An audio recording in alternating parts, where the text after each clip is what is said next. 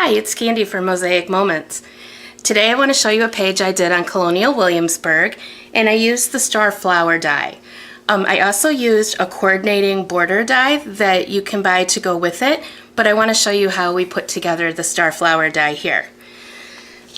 So this is the die set, and it comes with the large one that we used in the layout here, as well as two small ones that cover 1 inch. We have our Big Shot, or whatever machine that you have that cuts thin model dies. This is our star flower die, and I did something a little different. I used patterned paper this time, and I don't want you to be afraid to use patterned paper in your dies. This one is an old flag sort of design, but I'm going to show you how great it looks when you use some patterned paper, and it just changes the look of your dies just a little bit, and oftentimes you don't even recognize the paper that was once used. So it's a really cool way to use your scraps of your patterned paper.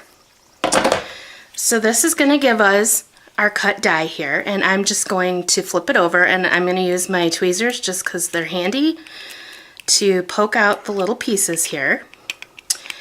And then after this is done, I'm going to cut it out one more time, but this time I'm going to cut it out of white cardstock. And when I cut it out of white, I want to be really careful to hang on to all of my little petals and the little center of the flower as well, which is still right here.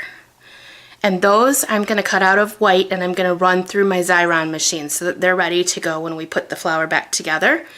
For now, I'm just going to use the border that we cut out. So I want to show you again, this is what we're doing, and we just cut this piece out, the outside border, using the red patterned paper. Then we cut it out a second time using white cardstock and ran all the little petals and the center of the flower through the Xyron machine so that they're ready to go. Now we're going to cut out a piece that's going to go in the back. So for that, I'm going to use my A set of dies, and I'm going to use the one that perfectly fits 4 squares on here. I take another piece of patterned paper.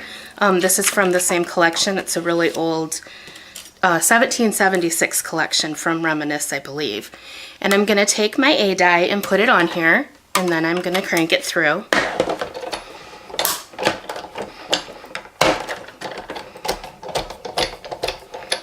So, quick tip, leftover patterned paper that I'm going to throw away anyways, I'm going to take it and just run some adhesive over it.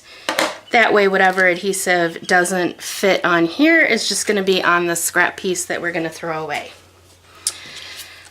Then I'm going to take my background piece, put some adhesive on that, and line it up exactly where I want it on the grid paper, being careful to cover the grid lines.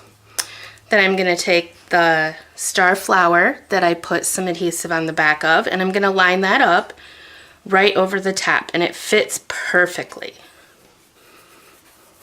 Just like that. Now I'm going to take my little petal pieces here, and I'm going to pull each one off and tuck them in, as well as the center of my flower. And I'm just going to keep going around just like this until they're all filled in. When I get done, it's going to look like this. What an adorable accent to a colonial page.